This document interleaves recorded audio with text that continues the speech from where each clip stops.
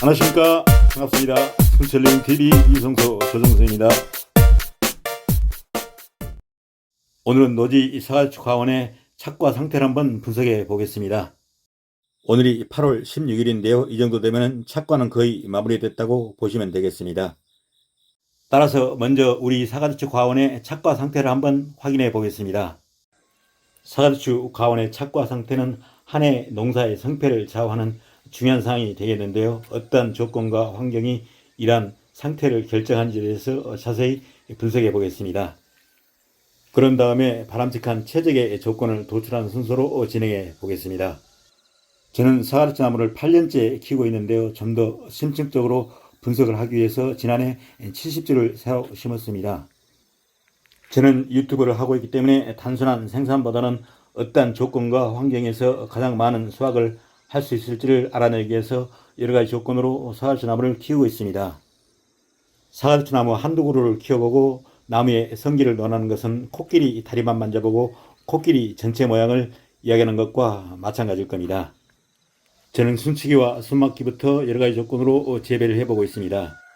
순치기를 강하게 해보기도 하고 약하게 해보기도 하였습니다.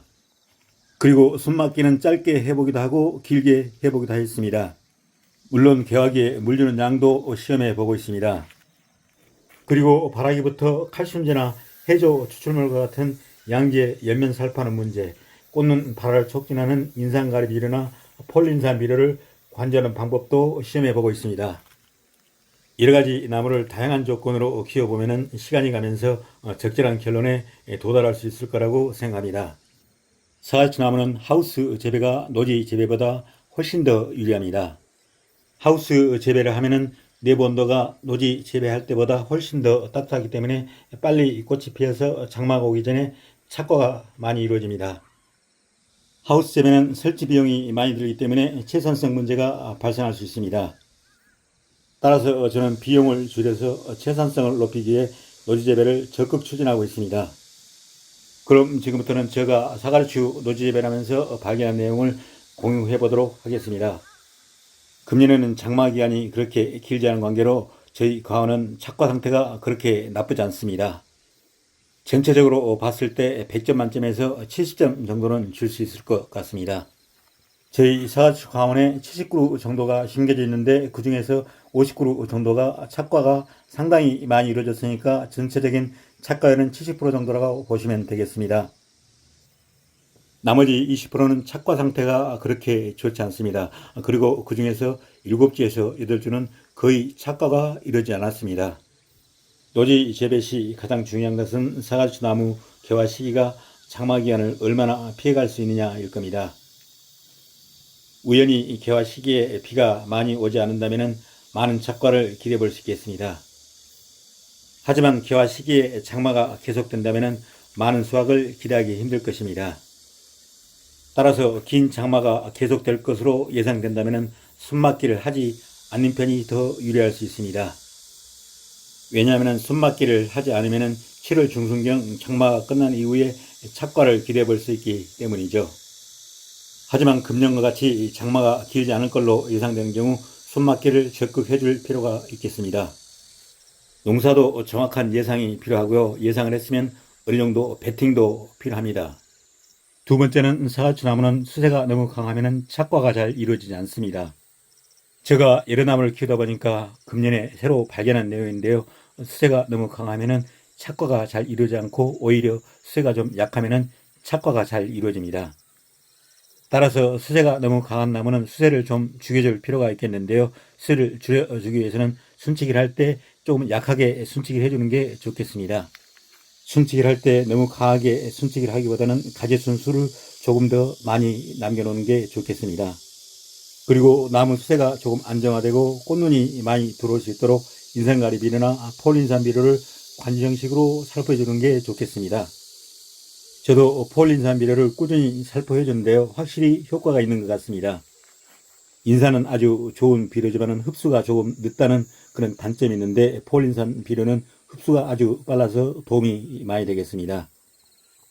저는 야라 코리아에서 판매하고 있는 슈퍼 FK30이란 폴린산 비료를 사용하고 있는데요. 관심 있으신 분을 위해서 댓글란 상단에 연락처 등을 변기해 놓겠습니다. 그리고 서갈수 나무가 위로 커 올라가면은 과도한 영양성장을 해서 열매가 잘 열리지 않습니다. 따라서 이때는 이클림이나 유인추를 사용해서 나무를 하향 유인해 주는 게 필요합니다. 사과대추 개화기에 물을 주는 게 좋을지 주지 않는 게 좋을지 궁금해 하시는 분이 많은데요. 금년에 제가 시험을 한번 해봤습니다. 어떤 분은 사과추나무 개화기엔 물을 전혀 주지 않는 게 좋다는 분이 계시는데요. 제가 시험해 본 결과 전혀 그렇지 않았습니다. 개화기에 물을 공급해 주는 게 착과 결과가 훨씬 더 좋았습니다.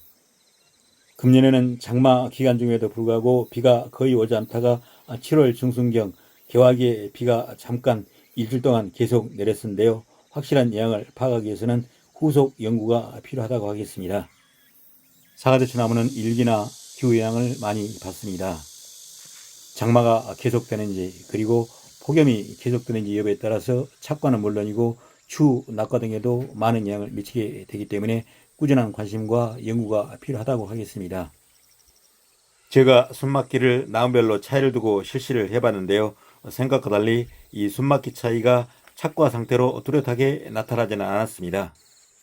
제가 생각할 때 순막기를 강하게 해주면 단기간에 착과가 강력하게 이루어질 것으로 생각되었으나 그런 결과는 확인할 수 없었습니다.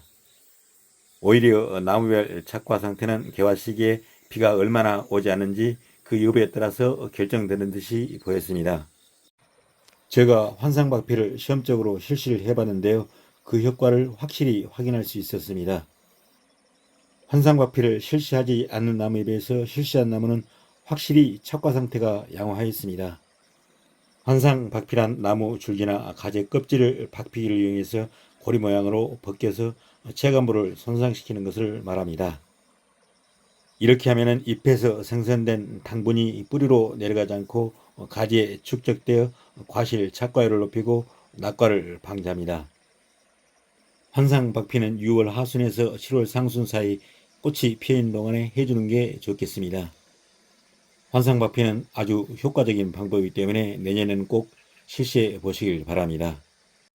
여섯 번째는 사과추나무 바라기에 칼슘제나 해조 추출물과 같은 양계를 연면 살포해주는 효과에 대해서 말씀을 드리겠습니다. 이 두 영양제는 아주 효과적입니다. 특히 해조 추출물은 아미노산제 형태로도 많이 사용하고 있는데요. 확실히 효과가 있는 것 같습니다. 해조 추출물은 개화기에 장마나 폭염이 계속될 때 작물에 가해지는 스트레스를 줄여주기 때문에 착과에 많은 도움을 주게 됩니다. 참고로 제가 사용하는 해조 추출물은 야라 코리아에서 판매하는 엠플릭스 옵티트랙이라는 제품인데요. 효과가 아주 탁월해 보입니다. 여러분이 참고하실 수 있도록 이 제품도 댓글란 상단에 변기해 놓겠습니다. 마지막 7번째로 이 시기에 꼭 필요한 추비 시비에 대해서 말씀을 드리겠습니다. 지금은 착과가 이루어져서 양분이 필요한 시기가 되겠습니다. 이때 추비를 주지 않으면 낙과가 이루어질 수 있기 때문에 꼭 추비를 챙겨줘야 합니다. 이때 주기 좋은 비료로는 질산가리 비료와 황산 마그네슘 비료가 되겠습니다. 저는 도프아그로에서 판매하는 질산가리 비료와 황산 마그네슘 비료를 사용하고 있는데요. 필요한 분을 위해서 제가 댓글란 상단에 연락처를 남겨놓겠습니다. 혹시 이러한 비료를 구입하기가 번거롭다고 생각하시는 분이 계시다면 원예용 NK 비료를 대신 사용하셔도 되겠습니다. 그럼 지금까지 말씀드린 내용을 다시 한번 정리하고 마무리 짓겠습니다. 첫째, 긴 장마가 예상되는 경우 순막기를 하지 않은 편이 유리합니다. 둘째, 수세가 너무 강하면 착과가 잘 이루어지지 않습니다. 셋째, 개화기에는 물을 공급하는 게 착과에 유리합니다. 넷째, 순막기 차이가 착과 상태 차이로 쉽게 나타나지 않습니다. 다섯째, 환상박피는 효과가 아주 탁월합니다. 여섯 번째, 바라기에 칼슘제와 해조 추출물 연면 시비는 아주 효과적입니다. 일곱 번째, 지금은 추비 시비가 필요한 시기가 되겠습니다.